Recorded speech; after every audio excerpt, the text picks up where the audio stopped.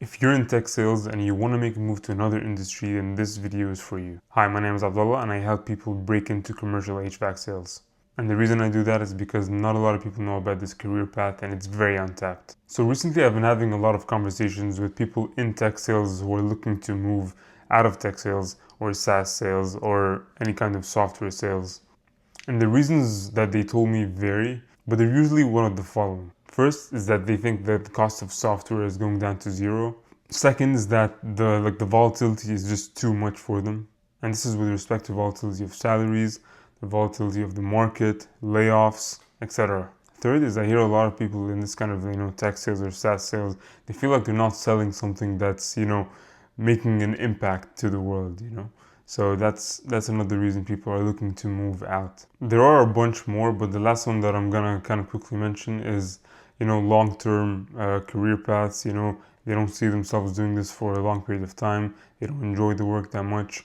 And I'm not saying that tech sales or SaaS sales is not an amazing career path. It is for a lot of people.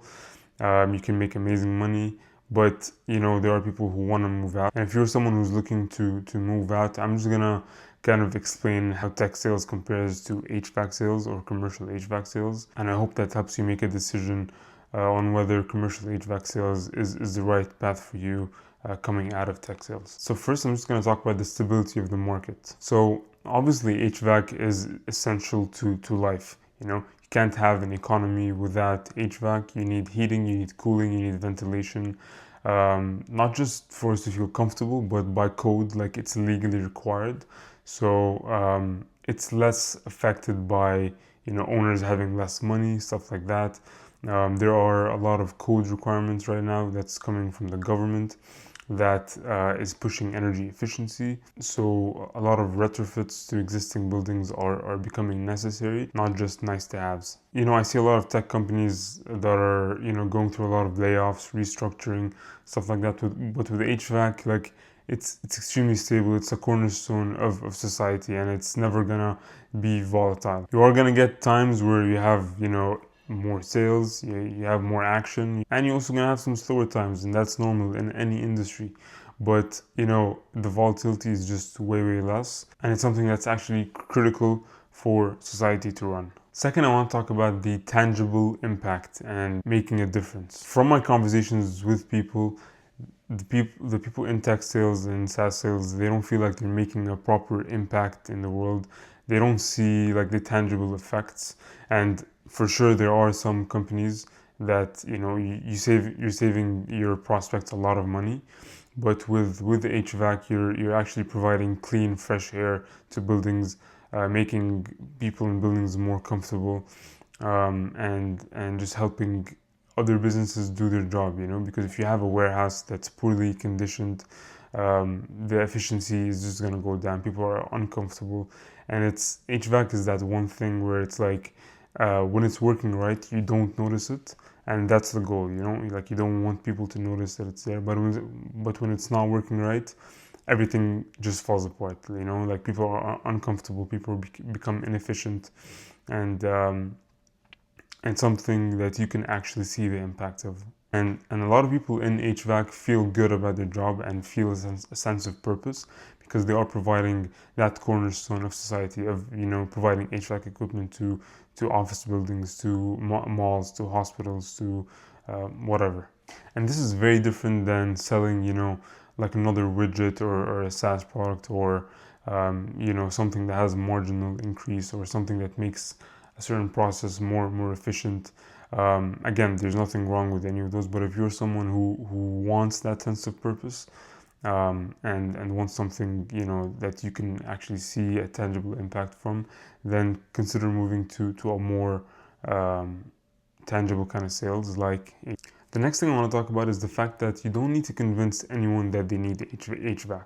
With a lot of these SaaS products, they're not critical to the business.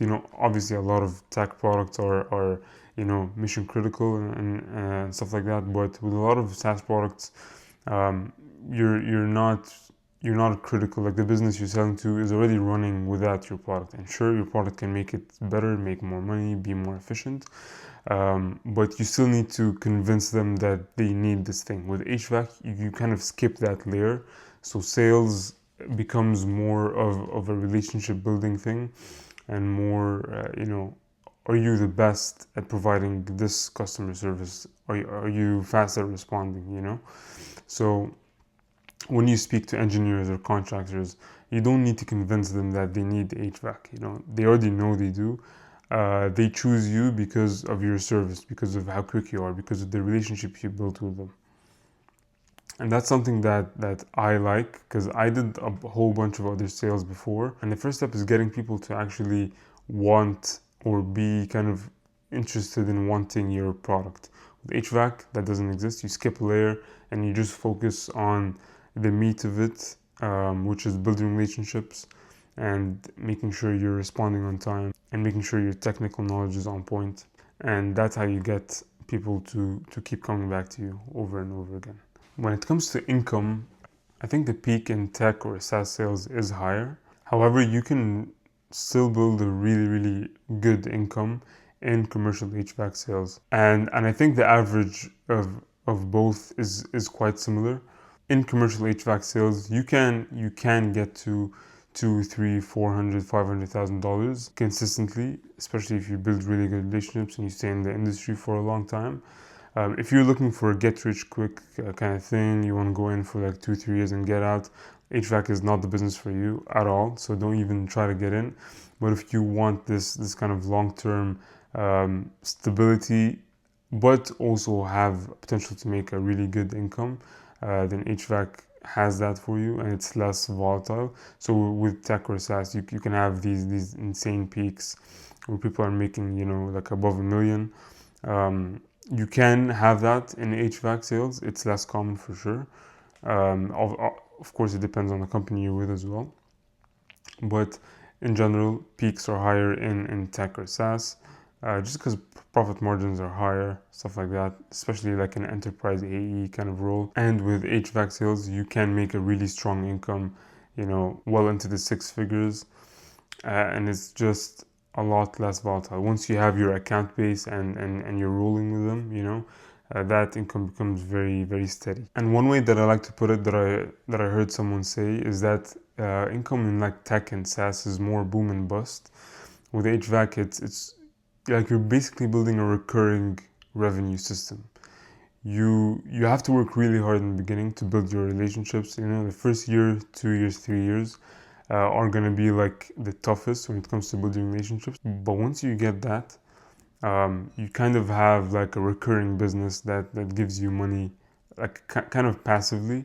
Obviously, you still have to put the work in, but it's much more stable moving forward. Like if you've been in the commercial HVAC space for 5 or 10 years, you're basically guaranteed a great income. Like you have those relationships, every contract, all the engineers, and after that you're basically just maintaining those relationships, making sure everyone's taken care of, and you'll make an amazing income. Last thing I want to touch on is the barrier to entry. So I think the barrier to entry with something like SaaS sales is a lot less than commercial HVAC sales.